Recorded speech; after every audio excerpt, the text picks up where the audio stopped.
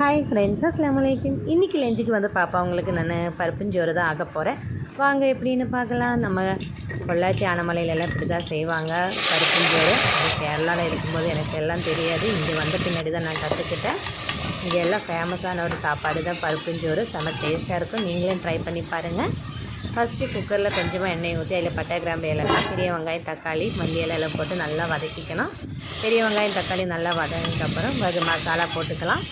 இஞ்சி பூண்டு பேஸ்ட்டு, கரம் மசாலா எல்லாம் போட்டு நல்லா வதக்கிக்கணும். அதுக்கப்புறம் மஞ்சள் பொடியும் மிளகு பொடியும் போட்டு நல்லா மிக்ஸ் பண்ணிக்கலாம். நல்லா பச்சை வாசனை போனதுக்கப்புறம் நம்ம தண்ணி ஊற்றிக்கலாம். இன்றைக்கி நான் பாப்பாங்களுக்கு லஞ்சுக்கு மட்டும்தான் சொல்லிவிட்டு ஒரு கிளாஸ் அரிசி தான் எடுத்தேன். அது கூட அரை கிளாஸ் பருப்பு. அப்போ ஒரு கிளாஸ் அரிசிக்கு நான் 2 கிளாஸ் தண்ணி ஊற்றி அது கூடவே கொஞ்சம் கூட ஊற்றிட்டேன். ஏன்னா பொன்னி அரிசியில் தான் இன்றைக்கி சாப்பாடு வைக்க போகிறேன். அது என்ன இப்படி தான் செய்கிறேன். நம்ம இந்த சாப்பாடு பிரியாணி அரிசியிலும் செய்யலாம். செம்ம டேஸ்ட்டாக இருக்கும். நீங்களும் ட்ரை பண்ணி பாருங்கள். இப்போ நான் அரிசியெல்லாம் தண்ணி கொதித்து அரிசியெல்லாம் போட்டுட்டேன்.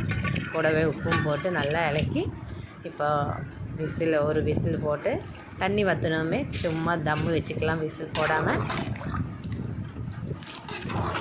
செம்ம டேஸ்ட்டாக இருக்கும். நீங்களும் ட்ரை பண்ணி பாருங்கள். அவ்வளோ டேஸ்ட்டாக இருக்கும். விசிலெல்லாம் எடுத்து பின்னாடி பார்த்துக்கலாம். வாவ், சூப்பராக இருக்குது பார்த்தீங்களா. இப்போ தம்மெல்லாம் போட்டு எடுத்ததுமே சாப்பாடு ரெடி ஆகிடுச்சு. உதிரியாக இருக்குது பார்த்தீங்களா. ஓகே, பாய்.